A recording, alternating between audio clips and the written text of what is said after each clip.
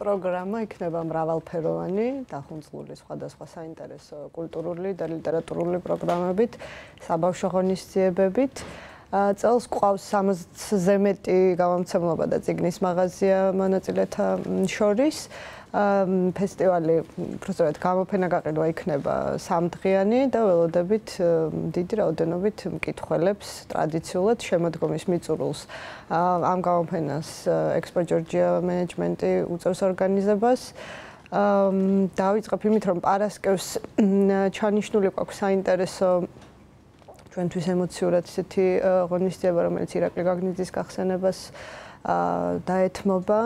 ვთვლით, რომ მისი იდეები ძალიან მნიშვნელოვანი არის დღეს ჩვენ ქვეყანაში წიგნის პოპულარიზაციის კუთხით და მის მეგობრები, ახლობლები ხსენებენ მის გზას და მისი პროექტების გარშემო იქნება საუბარი.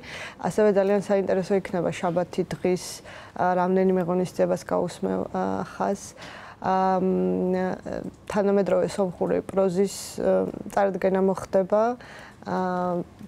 სომეხი თავად ავტორები და მთარგმნელებიც ჩამოდიან სწორედ ამ ღონისძიების ფარგლებში ჩვენთან და ვფიქრობთ, რომ ეს საინტერესო კულტურული მოვლენა არის, რომ მკითხველს ჩვენ ქვეყანაში გავაცნოთ მეზობელი ქვეყნის პროზა და რაღაცა შედგეს ერთგვარი დიალოგი ჩვენ მეზობელთან კულტურულ ჭრილში. ასევე ძალიან მნიშვნელოვანი არის კვირა დღის დილის ბლოგების კონკურსის დაჯილდოვება თემაზე ქალები თავისუფლებისთვის, რაც ძალიან აქტუალური თემა არის დღეს ჩვენთვის. საქართველოს წიგნის ასოციაცია არის ორგანიზატორი და ვფიქრობთ, რომ ამ კონკურსის ფარგლებში ბევრი ახალი ისეთი საინტერესო ტექსტი დაიბადება და ჩვენ მოხარულები ვართ, რომ დაჯილდოება სწორედ თბილისის წიგნის დღეების ფარგლებში გაიმართება. და არ შემიძლია არ შევახო საბავშვო პროგრამას, რომელიც ყოველთვის ისეთი აქტიური არის ამ ღონისძიების ფარგლებში, ჩვენთვის მნიშვნელოვანია, იმიტომ რომ ძირითადად მაინც ოჯახებით მოდიან უქმეები, იგეგმება ბავშვებთან ერთად და ჩვენთვისაც ძალიან სასიხარულოა, რომ მათ დავახვედროთ ისეთი ავთენტური გარემო, რომ კომფორტულად იგრძნონ მშობლებმა ბავშვებთან ერთად თავი. გამოვყოფდი რასთი კომიქსი, რომელიც წელს კომიქსების კუთხით რწყილი და ჭიანჭველასთან საინტერესო ვარიაცია გააკეთეს და მის პრეზენტაცია იქნება და შეძენაც ადგილზე იქნება შესაძლებელი. და კვირას საღამოს იქნება ნინო მარგველაშვილის ნეიროფსიქოლოგის ავტორო წიგნს წაიკითხავს თავად თვითონ, რომელიც ეხება ბავშვების ხანგრძლივი დღის შემდგომ თვითჩაძინებას, თვითდასვენებას. ასე რომ პროგრამა არის მრავალფეროვანი, ყველანაირი ინტერესების მქონე ადამიანისთვის და ჩვენ ყოველწლიურად ვცდილობთ, რომ რაც შეიძლება მეტ ადამიანს ვუმასპინძლოთ ადგილზე. შარშან 15,000 ვიზიტორი გვყავდა 3 დღის მანძილზე. წელს იქიდან გამომდინარე, რომ მომართვიანობა და სურვილი გამოფენაში მონაწილეობის ძალიან დიდი იყო და მოგვიწია კიდევაც, რომ გავცდენოდით მე-11 პავილიონს და გარეთ სივრცილში დავამატეთ პატარა დახლები იმ მაღაზიებისთვის და გამომცემლობებისთვის, ახლებისთვის, რომელსაც აქვთ სურვილი, რომ შეხვდნენ მკითხველს ამ ფესტივალის ფარგლებში, შესაბამისად წელსაც ველოდებით ბევრ სტუმარს ძალიან. ბატონო არჩილ, თქვენთვის რა შესაძლებლობა არის თბილისის წიგნის დღეები როგორც ავტორისთვის? აი არიან ავტორები, რომლებსაც უყვართ წერა, მაგრამ არ უყვართ თავიანთ წიგნებზე საუბარი. თქვენ თუ გიყვართ მკითხველთან უკავშირის მიღება, მკითხველისგან უკავშირის მიღება, მათთან დიალოგი? მეც მიჭირს, არა, დიალოგი მიყვარს, მაგრამ საკუთარ წიგნებზე საუბარი მიჭირს კი, განსაკუთრებით რაზეა. მაგრამ როცა მოწონთ მიხარია რა. ჩემთვის ახლა ინა მახსენა მეც ხას გაუსმევ, რომ აი ეს სომხური მოთხრობის ანთოლოგია, რომელიც გამოდის, ძალიან მნიშვნელოვანია მართლა, იმიტომ რომ ისე მოხდა, რომ ისინი ქართველ ავტორებს სულ თარგმნიან ჩვენ გამოვიცემით ბევრი ჩვენთაგანი იქ და ძალიან დიდი ინტერესი აქვს რა და ჩვენთანაც არამ პაჩიანის რომანი გამოიცა კიდე 1-2 წიგნი გამოიცა, მაგრამ ნაკლებია რა და ძალიან საინტერესოა რა ხდება იქა და როგორ უყურებენ სამყაროს და სულ ერთ-ერთი ადამიანი ასე დარბინიანი, რომელიც კულტურული ხიდია ჩვენ ორ ქვეყანას შორის, რომელიც თარგმნის. ჩემთვის ხო ჩემი პრინციპში 2 წიგნის პრეზენტაცია იქნება, იმიტომ ერთი თვის წინ პერუს დღიური გამოვიდა და არ ყოფილა იმის პრეზენტაცია და დროც ისეთი რაღაცა არა მაქვს მერიდება იმის მოწყობა. ხო, რაღაც პომპეზური ამბის და ეს კი ფორმატი ძალიან ისეთი არა საქმიანი ყველასათვის, ვისაც უნდა დაესწრება, ვისაც არ უნდა დაესწრება, ცოტა კონვეერივით, მაგრამ თავის თქმა მოესწრება და რომანი გამოდის ჩემი, რომელიც დღეს ხომ უნდა ჩამოვიდეს. დაბეჭდილი და იმის პრეზენტაციაც იქნება. რომანი ომი, რომელიც დასტამბა სულაკაურის გამომცემლობა.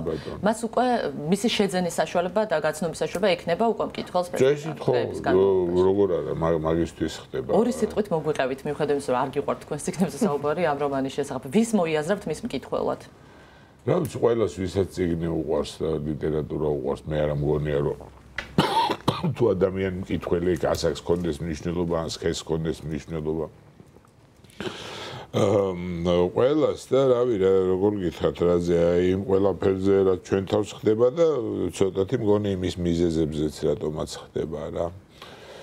და ჩემთვის რაღაცა ახალია ფორმითაც, შინაარსითაც, უფრო მეტად პოლიტიკური ვიდრე მანამდე წიგნები მესამე პირში დაწერილი. იმიტომ რომ ჩემი რომანები აქამდე პირველ პირში იწერებოდა და მე მგონი ძალიან სასაცილო, ძალიან შაუბნელი. ერთდროულად. ირინე, როგორ ფიქრობთ, რატომ უყვართ მკითხველს ასე ძალიან ეს დღები? აი, რა ენერგიის გარშემო ერთიანდება ამ 3 დღის განმავლობაში ყოველ წელს ამდენი ადამიანი? რა გაჩვენეთ გამოცდილებამ? ძალიან მრავალფეროვანი არის, ცოცხალი, დინამიური პროცესი არის და ხშირად გვეკითხებიან ხოლმე, რომ მაინც ამ დიჯიტალიზაციის ეპოქაში ყველას ტელეფონში აქვს თავი და ისევ წიგნი ამ ღონისძიების და ესეთი ღონისძიებების მიზანი სწორედ ის არის, რომ აჩვენოთ, რომ წიგნი აქტუალურია, ინტერესი არ გამქრალა არსად და პირიქით მზარდია და თავისი ადგილი აქვს წიგნს ლიტერატურასთან, აი შეხებას ლიტერატურასთან. ეს არის თან ადგილი, სადაც ხდება უშუალოდ ავტორების გაცნობა, აი არჩილიც კი შეგიძლიათ მოხვიდეთ, გაიცნოთ. ყველა და ძალიან მნიშვნელოვანია. ბევრი ავტორები ხო მიხედავთ იმისა, რომ აი არჩილმაც ახსენა ახლა რომ შეიძლება არ გამოსდიოდეს, არ უყვარდეს რაღაც ისეთ სივრცეში პრეზენტაცია საკუთარი თავის ესეთი თანაბარი ფორმატია რაღაცა დემოკრატიული ყველას ერთი დრო. ესეთი ღონისძიებები ხო საშუალებას იძლევა რა რაც უშუალო თბილი გარემო იქმნება ყოველგვარი იმისი. აი მე მგონი ლატარით ნაწილდება ხო ვისი როდის იქნება პრეზენტაციები? ეს ამას მთელი სქემა აქვს რომ 9 საათიანი დრო ეთმობა ყველა მონაწილე გამომცემლობა წიგნის მაღაზიას, რომელთან ერთადაც დგება ეს დღის წესრიგი, ირჩევა ავტორები შინაარსობრივად, რომ მაინც აქტუალური იყოს დღევანდელობასთან და ისინიც გვაწვდიან ინფორმაციას, ვთქვათ, რა არის ახალი, რა გამოცემა არის, ახალი თარგმნები, რომ მობილიზება მოუყაროთ მე თავი დიდ აუდიტორიას ჩვენს ფესტივალზე. ირინე, რამდენად დიდია ინტერესი თანამედროვე ლიტერატურის მიმართ, როგორც ქართულის, ისე ნათარგმნის მიმართ? აი, არსებობს ამის რაღაც ხეშად სტატისტიკა შეიძლება ითქვას, მაგრამ ამის შეჯამების საშუალება. ჩვენ შეგვიძლია ვიმსჯელოთ იმ მონაცემზე დაყნობით, რაც გვაქვს როგორც ორგანიზატორ კომპანიას, აი რამდენი ადამიანი მოდის გამოფენაზე. 15,000 ადამიანი იყო შარშან. ვიზიტორი ამ გამოფენის წელს ვფიქრობთ, რომ უფრო მეტი უნდა იყოს, იმიტომ რომ ტენდენცია ესეთი არის, მზარდი არის ყოველწლიურად, ყოველ შემთხვევაში აქამდე არ განელებულა. ამას ისიც მოწმობს, რომ ჩვენ 2011 წლიდან ვატარებთ წიგნის გამოფენას, ყოველ შემოდგომას და აქამდე ეს პროექტი ცოცხლობს და პროდუქტი აქტუალურია და ხარისხიანია და შესაბამისად მოთხოვნაც არის რომ იყოს, იმიტომ რომ ელოდება ჩვენ წლის განმავლობაში გვწერენ სოციალურ ქსელში მკითხველები ხო ჩატარდება, როდის დაიდება ეს გამოცემა იქნება, ახალი გამოცემები ხო იქნება, იმის თარგმანები ხო იქნება. ამიტომ ძალიან აქტიური ინტერაქცია გვაქვს ჩვენს მკითხველთან, თუმცა მაინც გამომცემლობებს აქვთ, მაინც ეს სტატისტიკა დაახლოებით რა ტიპის ლიტერატურაზე არის მოთხოვნა, ამაზე მე ახლა ვერ ვისაუბრებ. მე შემიძლია გითხრათ, რომ ძალიან დიდი მოთხოვნაა კი თანამედროვე ლიტერატურა და თანამედროვე ქართული ლიტერატურა და რაც პრინციპში ფუფუნება არა ყველგან ესე არ არის ყველა ქვეყანაში და ჩვენთანაც იყო დრო, როდესაც თანამედროვე ქართულს თუ ზოგადად ქართულს რაღაც ამრეზით უყურებდნენ ხო და სრულიად შეცვლილია და ახალგაზრდა მკითხველი თუა ბევრი? აი თქვენ თუ გაქვთ იგივე თქვენს მკითხველთან, ახალგაზრდა მკითხველთან? კი, მე მაქვს. კი, მე მაქვს რაღაცნაირად ყოველთვის ვცდილობ ხოლმე რომ უპასუხო რა, იმიტომ რომ ეს არ არის ათასობით ადამიანი. წერე? ხო. ო, და ვცდილობ მადლობა მაინც უთხრა. კი, და ახალგაზრდები უფრო წერენ, იმიტომ არა რომ მაინც და მაინც ახალგაზრდები კითხულობენ, ახალგაზრდები უფრო თამამები და ლაღები არიან, ვიდრე ჩემი თაობა, ჩემ დროს კითხვის დასმაც რაღაცა ის იყო სირცხვილი კი არა. თუ მორიდება ახლა და ისინი უფრო ღიები არიან კი. შეუძლიათ რა წიგს რეალურად შეცვალოს ადამიანის ცხოვრება? ადამიანის ცხოვრება ნამდვილად შეუძლია მაკრო ქვეყნის და საზოგადოების ცხოვრებას ვერ შეცვლის, მაგრამ მაინც აუცილებელია პირველ რიგში მათთვის ვინც წერს და მეორე მათთვის ვისაც კითხვა უყვარს წიგნების რა. აუცილებელია, იმიტომ რომ ეს თუ გაჩერდა, მე ყველაფერი გაჩერდება. თუ ლიტერატურული პროცესი გაჩერდა, ესე იგი აზროვნება გაჩერდა, გაიყინა და ესე იგი საშველი აღარ არის და სანამ ლიტერატურა არის, სანამ ხელოვნება არის, რაღაცა იმედი ღვივის, იმიტომ რომ ყველაზე თავისუფალი წესით ხელოვნება უნდა იყოს და არის კიდევაც ჩვენ ქვეყანაში ყველაზე თავისუფალი ხელოვნება და სხვა სფეროებთან შედარებით, მარტო მწერლობას არ გულისხმობ. ირინე, აი წიგნის დღეების გამოცდილებით ისევ და ისევ აი ახალგაზრდებზე მინდა ვიკითხო, რამდენად ბევრია ახალგაზრდა მკითხველი, რომელიც მოდის ამ წიგნის დღეებზე და ზოგადადაც იმის მიხედვით ახალგაზრდები რამდენად ხშირად ყიდულობენ და კითხულობენ წიგნებს? ბევრი არიან, ახალგაზრდები ძალიან ჩვენ გენერალურ სპონსორთან ერთად სპეციალურ შეთავაზებებსაც ვაკეთებთ ხოლმე და ეს სპეციალური შეთავაზებები უფრო არ მიმართული იმისკენ, რომ ახალგაზრდებისთვის ხელმისაწვდომი იყოს წიგნი ამ დღეების განმავლობაში. არის ქულგარდით სტუდენტური ბარათებით ძალიან კარგი შეღავათები აქვთ ახალგაზრდებს და გამომდინარე იქიდან, რომ მოთხოვნა დიდი და ისინი ესწრებიან ყოველწლიურად ძალიან დიდი რაოდენობით გამოფენას და შესაბამისად ჩვენ ვცდილობთ, რომ მათთვის იყოს რაღაცა ხელსაყრელი პირობები და ხელმისაწვდომი იყოს მათთვის გამოფენის ფარგლებში წიგნების შეძენა. ინდივიდუალურად გამომცემლობები და მაღაზიებიც აკეთებენ სპეციალურ შეთავაზებებს და ჩვენი მხრიდან გენერალური სპონსორის ჩართულობით ვცდილობთ, რომ დამატებითი ბენეფიტები შევქმნათ მათთვის.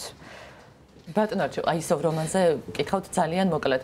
რამდენ ხანს იმუშავეთ და აი ტექნიკური თვალსაზრისით თუნდაც იგივე მესამე პირი რო ახსენეთ, რამდენ განსხვავებული გამოცდილება იყო ამ რომანის წერა? 1 წელი ვიმუშავე დაახლოებით შეიძლება ოდნავ მეტი კი. რა ვიცი, მაგ წერას ძალიან ბევრი ვიწვალე თავიდან ნახევარი წელი და მეორე ნახევარი წელი როცა ადვილად წამივიდა უკვე. მე მგონი ყველა ერთნაირად არის, ანუ ყველა მწერალი რომ დაიჭერ რაღაცა მუსიკას თუ ენას ამ წიგნის, მე ადვილად მიდის და მე უკვე სიამოვნებასაც იღებ ხო და რა ვიცი, ხო, ახლა ბევრი რაღაც ეხა გამიჭირდება ყველაფრის ჩამოთვლა კი არა ამაზე კონცენტრაცია, მაგრამ ძალიან ბევრი რაღაცა იყო ჩემთვის ახალი თემატურათაც სტილისტურათაც რა. და ის იყო როგორც ეხა იტყვიან გამოწვევა. ხო და ნახოთ რა, რომ წაიკითხავენ.